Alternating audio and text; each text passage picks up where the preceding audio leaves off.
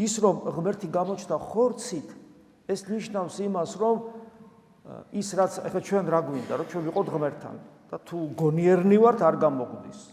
თუ ხიბლში ვართ და ჩვენი თავი რაღაცა გვგონია, მაშინ გონია რომ გამოდის. ეს არიდან არ გეუბნებით. ძალიან ბევრი ადამიანს გონია რომ გამოდის. ძალიან ბევრი ადამიანი ამბობს რომ მან იცის, რაღაცის ახსნას დაიწყებ, კი ეგ ვიცი. კიდე დაიწყებ, კი ეგ ვიცი გეტყვის. მე სხვანაირად მივდგები, ეგეც ვიცი. და თავზე ემხობა ყველაფერი ადამიანს. და თავარი დამხობა რა არის, როცა არის ის რომ ჩვენ მივდივართ სიკვდილისკენ და რეალურად ღმერთს არ ვიცნობთ. ადამიანი რომელიც არ იცნობს ღმერთს, რატომ თვლის რომ ის კარგად არის? პასუხი არ მაქვს ამაზე. არა მაქვს პასუხი. მართლა რატო თუ ღმერთს არ იცნობ, რატო ფიქრობ რომ კარგად ხარ? იმიტომ რომ ღმერთია სიცოცხლე. არ იცნობ რას ნიშნავს? მასთან კომუნიკაცია არ გაქვს. მასთან კომუნიკაცია არ გაქვს რას ნიშნავს? შეში ჭეშმარიტი სიცოცხლე არ გიებს. ეს ნიშნავს იმას, რომ აუცილებლად გარდაიცვლები სიკვდილისაგან სიკვდილში და არა სიცოცხლეში, იმიტომ რომ შენ ღმერთს არ იცნობ. და აბა კარგად რატო ხარ? რას ნიშნავს ხარ კარგად? ნიშნავს იმას, რომ შენ გაქვს ცოდნა, გონია რომ იცი და გონია რომ კარგი ხარ. და რადგან იცი და თან კარგი ხარ, ღმერთი არ დაგტოვებს.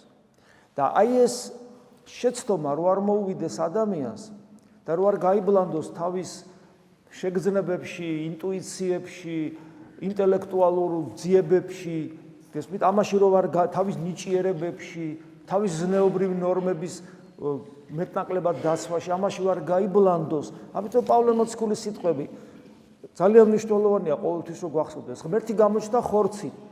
ღმერთი იმიტომ გამოჩნდა ხორცით, რომ ღმერთი რომ არ გამოჩენილიყო ხორცით, ადამიანს სინამდვილეში არანაირი უნარი არ აქვს ღმერთთან იმ ტიპის კომუნიკაციისა, რომელსაც ქვია მარადიული სიცოცხლე. რა არის მარადიული სიცოცხლე? ვიცნობდეთ ღმერთს, როგორც უფალი გამგვიმარტავს. ადამიანს თავისთავად ამის უნარი არ აქვს. საიდან ვიცით? გამოცხადებით, უფალი ამბობს, რომ კაცთათვის შეუძლებელია სასუფეველში ყოფნა. აი შეუძლებლობა, თითოეული ჩვენგანის გამოცდილებად უკვე დიდი ხანია უნდა გადაქცეული იყოს. არ შეუძლია, მაგრამ რადგან ღმერთი გამოჩნდა ხორცით, რამ უნდა დაიხიოს უკან? ჩემმა სიმართლემ, ჩემმა ლოგიკურმა მსჯელობამ, გნებავთ ფილოსოფიურმა, ინტუიციამ, ზნეობამ, რელიგიურობამ, ნიჭიერებებმა, ყველაფერმა უკან უნდა დაიხიოს, იმიტომ რომ მოხდა ისეთი რაღაცა, რისი წვდომაც კი შეუძლებელია. ანუ ის ვინც დადიოდა მიწაზე, ან ბავშვი იყო და ის ვინც გალაქტიკები შექმნა, ერთ და იგივე პიროვნება. აი ამის დატევნა ადამიანს არ ძალოს, გააზრება არ ძალოს, მაგრამ ეს მოხდა. ამას ნიშნავს ღმერთი გამოჩნდა ხორცითა და ამის მეტნაკლებად დამტევნელი და გამგები ხდება ქრისტიანი. და სწორედ ამის გამო ხდება ადამიანის ბუნება დამტევნელი ღმერთისა. სხვანაირად ეს შეუძლებელია. ამიტომაც გამოჩნდა ღმერთი ხორცით.